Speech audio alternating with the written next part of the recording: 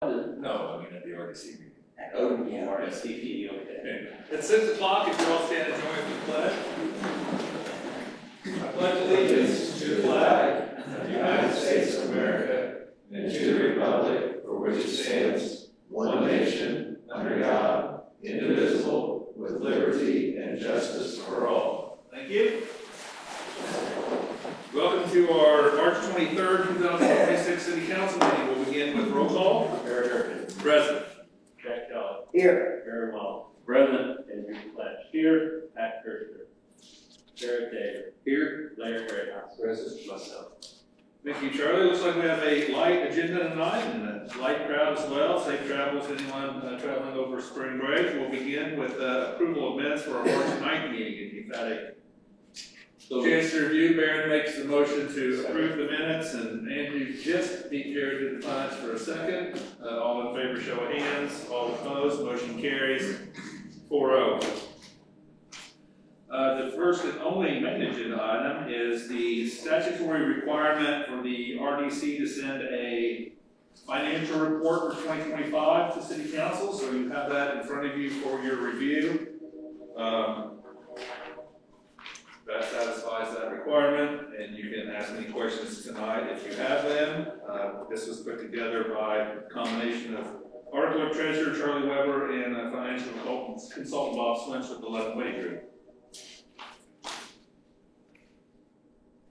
You can use that for bedtime reading then, I suppose. If you have any future questions or concerns or comments regarding the financials of the RDC, you can bring them for the next meeting.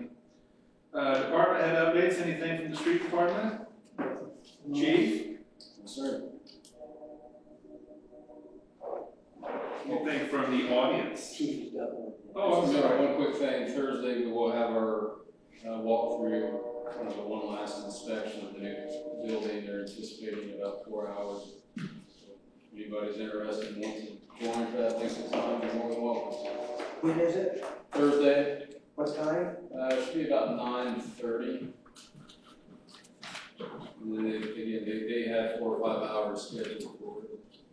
Down at the station? Yep, just go to the project manager trailer there in the back. Yeah. Say price points.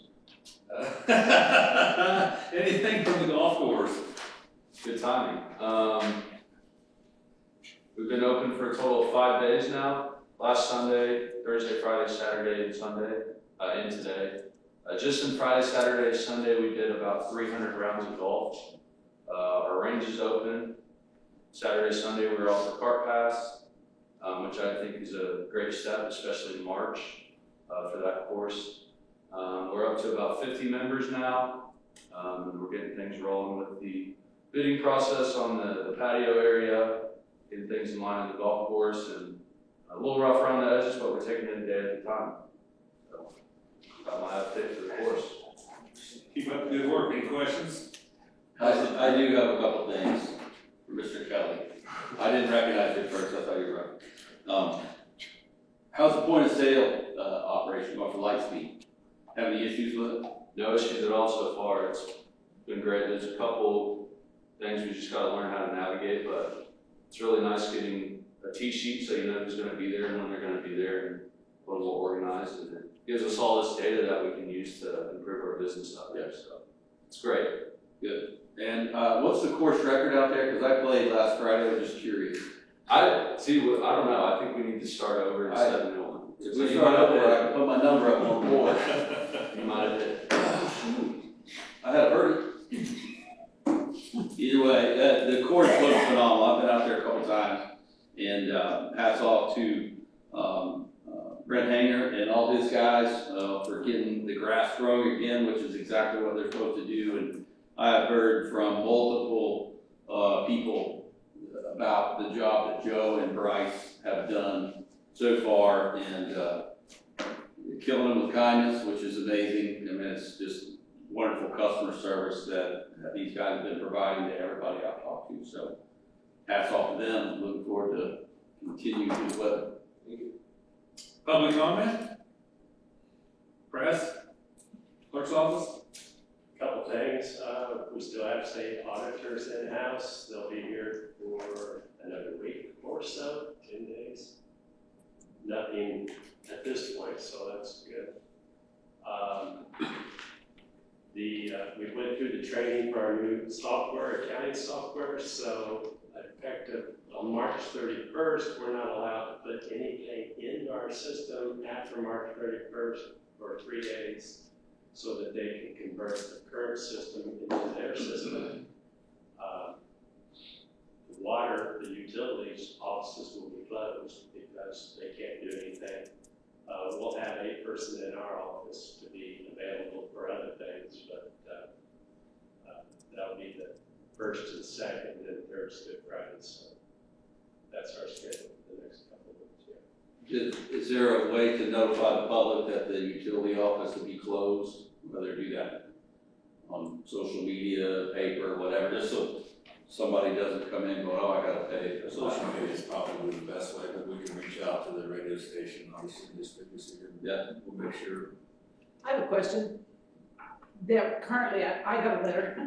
It didn't say you'd be closed, but it did say, and I didn't understand it, do we all have to call back in and give all new automatic deduction from our checking accounts, or is it gonna roll over? Like, mine was an automatic withdrawal, and now here's a letter coming in saying, I'm not being You may trained on have to that. read- That is the water module, yeah, the water collection Yeah. module, and I'm not being trained on that. I'd be a little surprised if they didn't transition it over. That they can't convert that. I mean, all of our data is being converted over. they just So, warned us. that you have to put in all new. You may have to. Well, they are going to a different payment system. They're moving away from the ACH company that they're currently using to BSNA. So May have to. that may require an amendment, but I'll mention it. If your water gets turned off, then it's probably a good time to come back in. Guess they didn't get my money. I'll The other mention guy it. did. I'll mention it to Russell that maybe better communication needs to be done on that. Legal team? Council, any new business? I was gonna ask, Lee something, I haven't seen her last couple. Elise? Okay. Well, we've been communicating by email, I just didn't know if she had an update for that. There is a couple of things, Gary even has one too, that I think we'll just discuss at the board works meeting on Thursday, I'll come back there for you later. Yeah. We have approval of payroll claims for March 13th in the amount of $177,069.36. Motion to approve payroll, Ms. Andrew. And Jared seconds the motion. All in favor, show of hands. Motion carries 4-0. We have approval of 3 dockets in the amounts of $291,748.13, $312,116.62, and $49,452.89. Is there anything the clerk's office would like to mention as notable in those?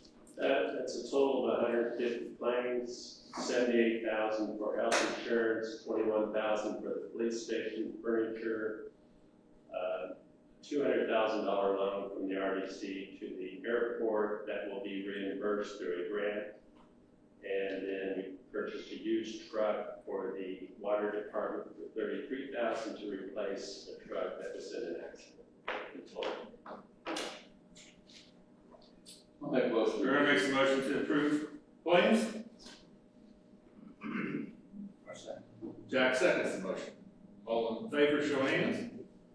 That's 4-0. And before we adjourn, just a quick mention, as most of you probably know, former First Lady Connie Oaks passed last week. So my prayers, I'm sure I speak for you all, should go out to former Mayor Mike and his family. I know he's going through a rough time right now. So if he's watching or hears, we're thinking about you, old friend. So motion to adjourn by Andrew, seconded by Jared. All in favor? All opposed? Motion carries 4-0 and adjourned at 6:09 p.m.